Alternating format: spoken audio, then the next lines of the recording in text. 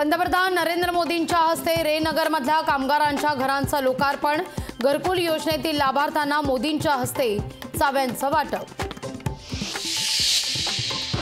सोलापूरमध्ये भाषणादरम्यान पंतप्रधान नरेंद्र मोदी भाऊक, तर तुम्ही जे दिवस पाहिले ते मुलांना पाहावे लागणार नाहीत, पंतप्रधान नरेंद्र मोदींचं विधान।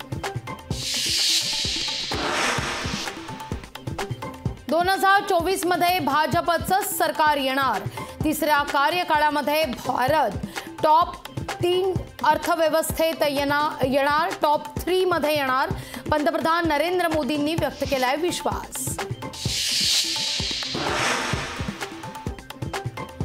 22 जानेवारीला ऐतिहासिक क्षण येतोय। 22 जानेवारीला संध्याकाळी घरात रामज्योती प्रज्वलित करा, पंतप्रधान नरेंद्र मोदींचं नागरिकांना आवाहन।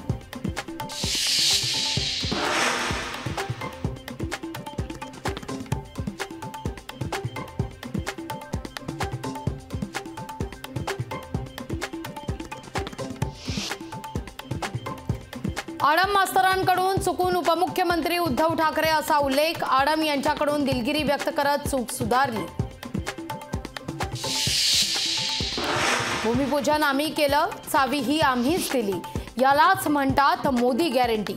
मुख्यमंत्री एकनाथ शिंदेंकडून पंतप्रधान नरेंद्र मोदींचं कौतुक। देशात 2024 ला पुन्हा मोदी सरकार येणार। इस बार मोदी सरकार आणि 400 पार, मुख्यमंत्री एकनाथ शिंदेंचं वक्तव्य।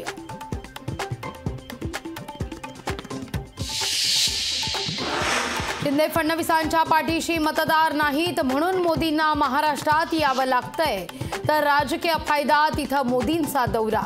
संजय राऊतांची मोदींच्या दौऱ्यावर टीका। राऊतांनी उद्धव ठाकरेंना देशभर फिरवून किमान एक लोकसभेची जागा निवडून दाखवावी।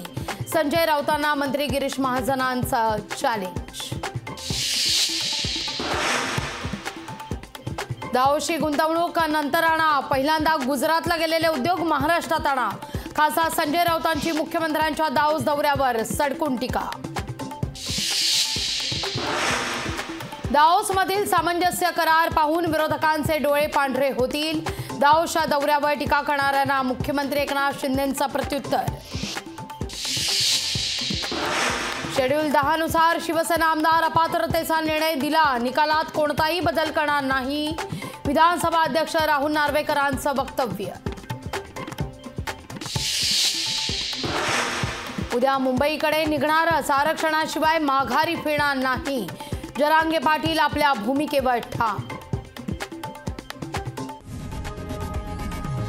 लोकशाही मराठी ऐका, पहा, जागरूक रहा।